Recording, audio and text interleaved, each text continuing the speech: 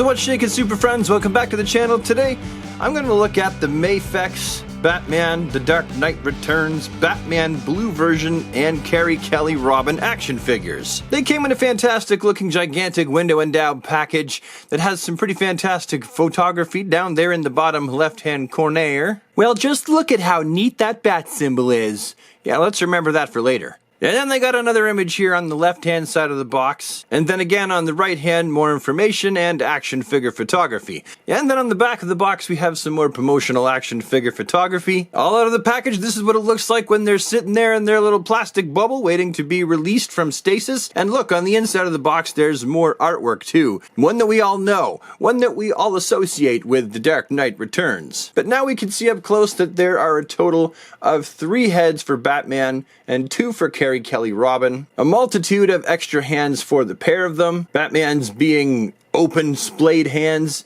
open relaxed hands, punchy knuckles, knuckles where you can fit, I guess, a batarang underneath the thumb, and batarang fingers. And Carrie Kelley's being open and punchy and grabby and slingshot grabby. Batman comes with 4 batarangs that fit nicely in between the knuckles of his batarang finger hands, and Carrie Kelley comes with the 2 slingshots. One with the slingshot pulled tight in the middle of action, and one just hanging there. Now, one accessory that I think a lot of us would agree is sorely missing from this 2-pack is Batman's scoped rifle that he uses while he's wearing this suit to shoot the line that he runs across. I know, Warner Brothers is like, no more guns with our figures. I'm just saying, it would have made sense to include that rifle. It's central to the look for the scene that this Batman figure is based on. And Batman also comes with a cowl that just hangs over his back for when you have the Bruce Wayne head and neck attached to the body, which, attached to the body, looks pretty nice. It looks like Bruce Wayne. The paint looks really good on mine, and I'm generally very satisfied with it. We have the basic Batman head sculpt that Batman came with. It looks pretty good. The paint could be a little bit neater on the mouth area, I suppose, and around the mask line, but all in all, it's not terrible. And then we have the angry, gritty teeth Batman that I think turned out possibly better than the regular, just stern face. Bear in mind, up close, any face you look at is going to look weird because we're not intended to see all the fine details of how they paint stamp all the paint onto these guys' faces. And then for Carrie Kelley, there's her basic neutral face sculpt, which is the one that I think most of us are going to use on the body. You can see her little eyeballs behind the green lensed specs there that she's wearing. Paint looks neat and tidy. And then there's the second one to pop on the body, and that is the Carrie Kelley Robin in action head sculpt with her hair all flapping in the wind. The one with the hair standing up is going to be really good for conveying motion for those of you who are into action figure photography. But yeah, still, I like the regular one better, the neutral one. So going from the toe to the head of this Batman figure, we could see that they've applied a wash over both the blue and the gray to bring out the details of the sculpt, as well as Batman's muscle structure. All in all, I think they've done a great job of translating Batman's Dark Knight Returns comic book look into this particular action figure. I think it's the best one to date of Batman in the gray and blue with the huge oval bat on the chest. And the proportions, they look really good, just like the previous 2.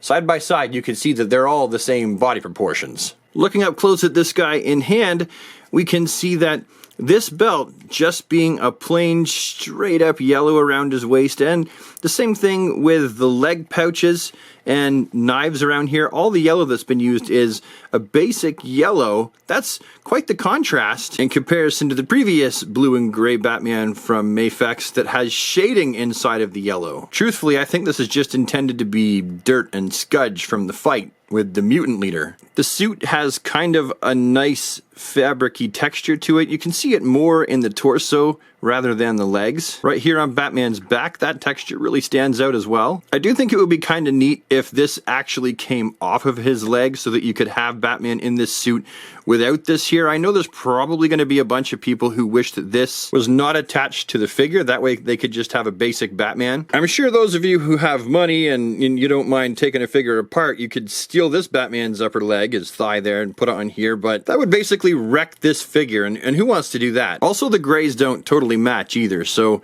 really, like it or not, this is what you're stuck with. But remember when I said this? Well, just look at how neat that bat symbol is. Yep, now's the time to talk about that. This is what I wanted, and this is what I got! You have some problems coloring in the lines, did you, Mafex? Yeah? Yeah? It's a pity because this one was done so neat and tidy. Heck, even this one with all of the cuts and rips. But this one, yeah. But other than that, this is a super fantastic looking figure. As for Batman's cape, you can see that there is a lot of it. He gets a ton of cape. It could be just a tad longer for my liking, and it is nice that the blue of the cape actually matches the blue of the figure too. They got that color matched perfectly. Now I do have some comparisons, as you can see, prepared. We've got him in between a Mattel version. Yes, it's customized, but that's the size and scale of the Mattel version. And also I brought in that animated style one from DC Collectibles. That guy is a beastly tank. Huge! And here he is with Supes, Wonder Woman, and the Flash. But I suppose the question at this point would be exactly how articulated he is. Well, considering you've probably seen my other two videos, I won't really need to go into it that much. We know there's going to be articulation in the chest, in the waist, full 360. You know there's going to be articulation in the neck, at the bottom, and in the top where the ball joint is. You've got the butterfly situation up here with the rounded hinge, the bicep swivel, the double jointed elbows that reach in about that. You've got the articulation here at the wrist, which spins around 360 and has a hinge. Then down here, you've got the rounded ball joint there that has quite a bit of drop motion action, as well as roundy round, which means that leg is going to have, oh no, I ripped it off. You got to be careful, I suppose, when you're posing them up like this. Oh, that dagger, that knife might get in the way a little bit. Not too much. It actually moves out of the way. And of course, he's got double jointed knees that crunch up nicely. You got a rounded hinge right here and toe articulation. So you got a pivot, you got a toe, you got spinny spinny. This Batman is really well articulated because, well, why wouldn't he be? He's Mafex. And Mafex, one of the things they do very well at is articulation. Now let's move on to Robin. Carrie Kelley looks great. She's probably, in my opinion, the best iteration of this character we've seen to date in action figure form. And I like the fact they've gone with entirely bright colors rather than a muted red and a muted green. All the colors are nice and bright. And she really is a very small, petite action figure. I mean, here she is just standing next to Batman.